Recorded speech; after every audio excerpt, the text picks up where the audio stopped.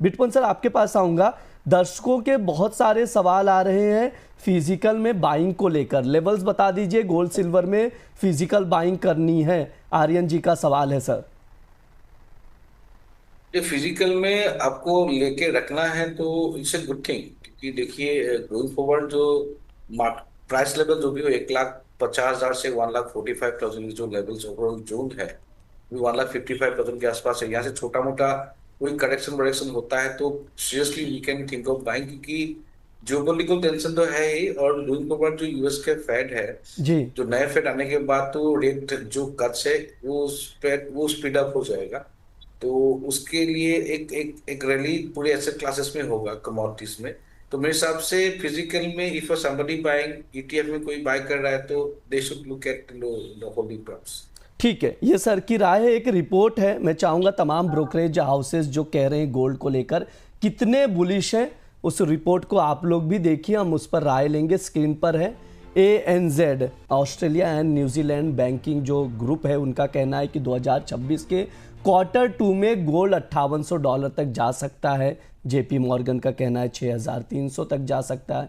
UBS का कहना है पहली ही तिमाही में 2026 के $6200 तक जा सकता है, ये कहा जा रहा है। आप देख सकते हैं लगातार जो गोल्डमैन सैक्स का कहना है $5400। लेकिन सबसे इंपॉर्टेंट चीज़ ये है कि सेंट्रल बैंक्स की बाइंग और जियोपॉलिटिकल टेंशन, ये दो रीजंस बताए जा रहे हैं बुलिश होने के। बिटपन सर आपसे सबसे पहले मैं राय लूँगा, जो टारगेट्स दिए जा रहे हैं क्या आप भी उतने बुलिश हैं या कैसे देखते हैं इसे? सर एकदम लॉजिकल है, सेंट्रल बैंक के जो बाइंग है वो कंटिन्यू रहेगा। थोड़ा बहुत रशिया और यूएस का अगर बात हो गया ऑन डॉलर को पेमेंट सिस्टम में, उसका मतलब ये नहीं कि सेंट्रल बैंक का बाइंग रुक जाएगा। सेंट्रल बैंक को भी अपने जो करेंसी वोलेटिलिटी उनसे अपने को डाइवर्सिफाई करना है। दूसरा एक जो चीज है, क्रिप्टो में जिस तरह से एक ऑल्टरनेटिव करेंसी का जैसा एक मोमेंटम बन गया, वो भी थम हो गया। तो crypto as a alternative currency काम नहीं कर रहा है। बाकी जो फिएट करेंसी एग्जाम में थोड़ा सा इस तरह का है कि वोलेटिलिटीज है, तो सेंट्रल बैंक के बाइंग रहेंगे। और सेंट्रल बैंक जब बाइंग करते हैं तो ईटीएफ में भी साथों साथ बाइंग आएगा। तो mostly as a whole central bank demand, ETFs के जो demand that will continue across the world. और बाकी जियोपॉलिटिकल टेंशन है, इंटरेस्ट रेट गोइंग फॉरवर्ड कस हो सकता है यूएस में, वो एक हॉट मनी फ्लो है। तो पूरे सारे फैक्टर है, वो फैक्टर पॉजिटिव वाइज में दिख रहा है। हालांकि इमीडिएट इस क्वार्टर में आएगा, सेकेंड क्वार्टर में, वो बोलना थोड़ा सा मुश्किल है, क्योंकि मैं उस तक टाइम जोन से नहीं देख रहा हूँ। लेकिन in a year maybe $6,000 $6,500 can be highly possible. मानो सर आपका क्या व्यू है, आप लोग भी यही टारगेट लेके चल रहे हैं इसी तरह के?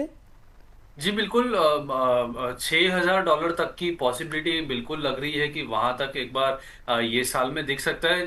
देखिए, जो बिटमन जी ने फैक्टर बताए उसमें एक फैक्टर में एक और ऐड करना चाहूंगा। एक हो गई डिमांड सेंट्रल बैंक की, वो स्ट्रांग है। एक हो गया जियोपॉलिटिकल एस्केलेशन, वो भी पॉजिटिव है। लेकिन ये साल में इंटरेस्ट रेट का फैक्टर थोड़ा इंपॉर्टेंट रहेगा, क्योंकि मई में गवर्नर चेंज हो रहे हैं। जो नए गवर्नर का नॉमिनेशन है, अभी तक शायद दूसरे गवर्नर के नॉमिनेशन अगर आते हैं तो अलग बात है, लेकिन जो केविन वॉश है, अब तक उनका जो हिस्ट्री रहा है वो हॉकिश ही रहा है इन इन रिपब्लिकन ये। तो डेफिनेटली कट्स की एक्सपेक्टेशंस बढ़ रही है, लेकिन लास्ट मिनट्स में हमने देखा है कि बहुत डिवाइडेड हो गया है। तो हाइक की भी बात की है, कट की भी बात की है। तो अगर पॉज ही रहता है, मान लीजिए कुछ नहीं होता है, तो शायद ये जो पेस है वो थोड़ा डीले या स्लो हो सकता है।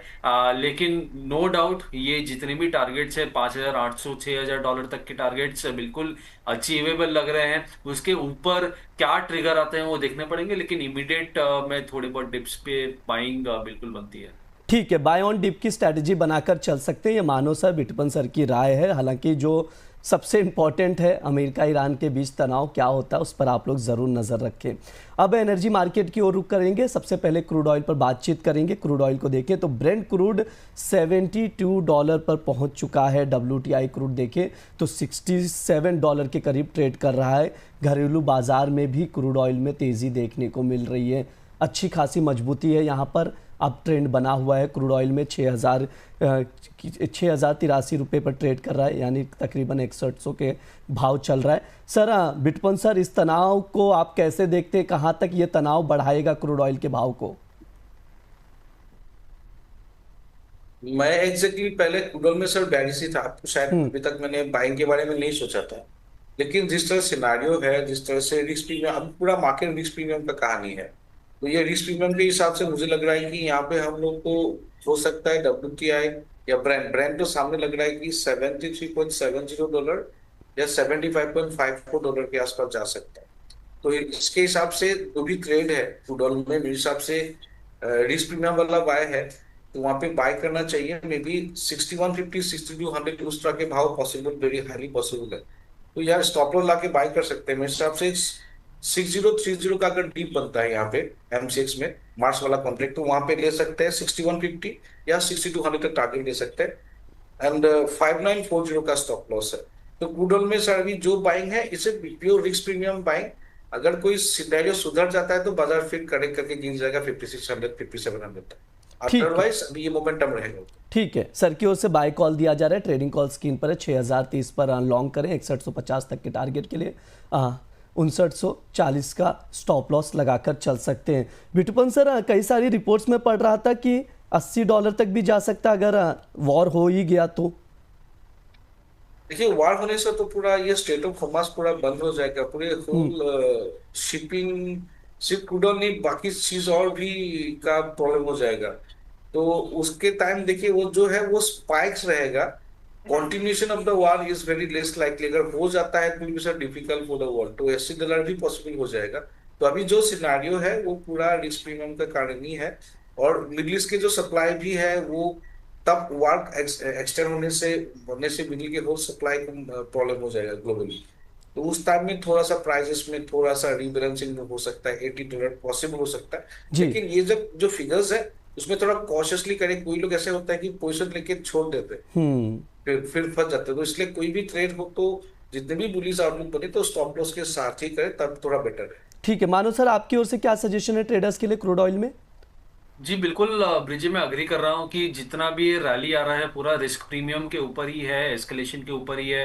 बाकी डिमांड सप्लाई प्रेशर्स अभी भी थोड़े नेगेटिव है, लेकिन जब तक एस्केलेशन चल रहा है तब तक मेरे ख्याल से बायो एंड डिप्स की सलाह क्रूड में रहेगी। अगर ये 6100 का ब्रेकआउट नहीं होता है तो मेरे ख्याल से 500-600 नीचे में और 6050 6080 ऊपर में यही रेंज रह जाएगी। तो मेरे ख्याल से आज के लिए, क्योंकि कल के जो अल्टीमेटम है प्रेसिडेंट ट्रम्प का, वो मार्केट डाइजेस्ट कर रहा है, थोड़ी रैली आ रही है, तो ब्रेंट में $67 का एक ब्रेकआउट है, वहीं पे हम खड़े हैं। क्रूड में भी 6100 6080 का ब्रेकआउट जोन है, वहीं पे हम रेजिस्टेंस के आसपास होवर कर रहे हैं। तो अगर ये ब्रेकआउट हो जाता है तो ऊपर में 6100 के ऊपर हम बाय कर सकते हैं, या फिर नीचे में 6050 के आसपास अगर आता है तो वहां पे बाइंग की जा सकती है। 6180 से 6200 का इमीडिएट टारगेट रहेगा और नीचे में 5970 से 5950 का इमीडिएट स्टॉप लॉस रहेगा।